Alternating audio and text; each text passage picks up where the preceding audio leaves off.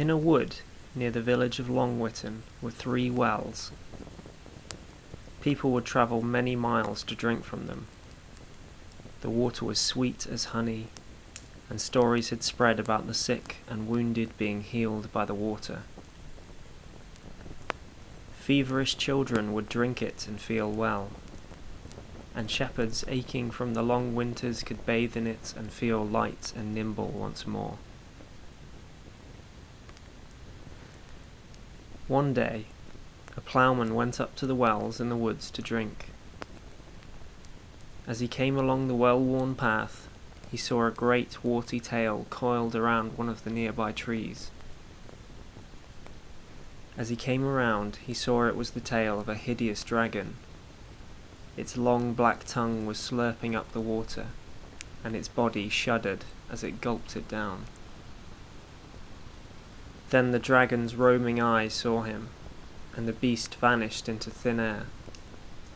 But the ploughman could see the earth puncture where its claws were, and the stench of its breath, and he knew it had only turned invisible. The ploughman ran away, but the dragon did not chase him. It stayed by the wells.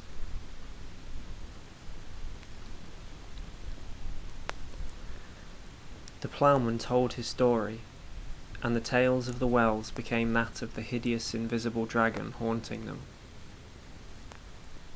Every pilgrim who dared to go near the wells found the ground torn up by the dragon's claws, and the trees splintered by its scales. Any who dared go closer did not return. As long as the villagers stayed away from the wells, they were safe from the dragon, who never ventured far from them. It was a jealous dragon, and would let nothing share its watering hole. The path up to the wells began to fade away. But one day, a knight came passing through Longwitton, and the villagers crowded around him on his horse and begged his help to rid them of the invisible dragon. The knight was looking for adventure, and could see their desperation, so he decided to help. The following day, he readied himself in his armour. Before he rode up the old path, he anointed his eyes with the magic ointment he had been given on his travels. So when he came up to the wells, he could see the dragon sleeping there. It was awoken by the thunder of hooves, and trusting in its invisibility, it carelessly lashed out at the approaching knight. The knight easily dodged its attack and plunged his sword into the dragon. It shrieked and retreated, and the wound gushed blood. They were locked in violent combat for hours, and again the knight struck dreadful wounds, but the monster kept its strength. Each blow enraged it, but seemed to do no harm.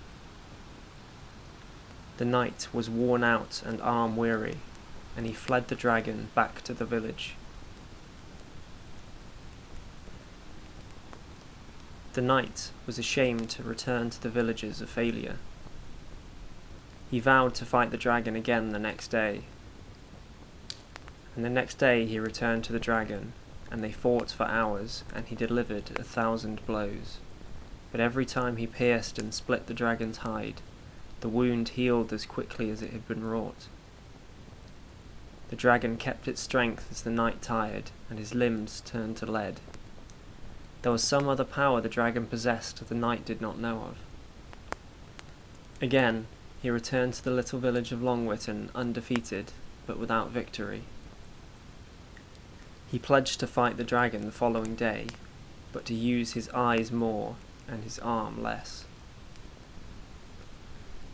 On the 3rd day, the knight attacked the dragon. He charged it and retreated, and no matter what he did, the dragon would not stray far from the wells. Trying to flank around, the knight saw that its tail was dipped in one of the wells. That was how it was healing so quickly. The knight rode away as if in defeat, then left his horse and returned on foot. The knight made as if he was weakened and tired from the fight, but nicked at the dragon enough to infuriate it, Thinking the night was nearly at his end, the dragon charged at him, his tail sliding up and out of the well. The knight kept stumbling and retreating back, and the dragon furiously followed. But when he arrived where he had left his horse, he leapt into the saddle and galloped around so he was between the dragon and the wells. The dragon fought desperately to get back to the healing water.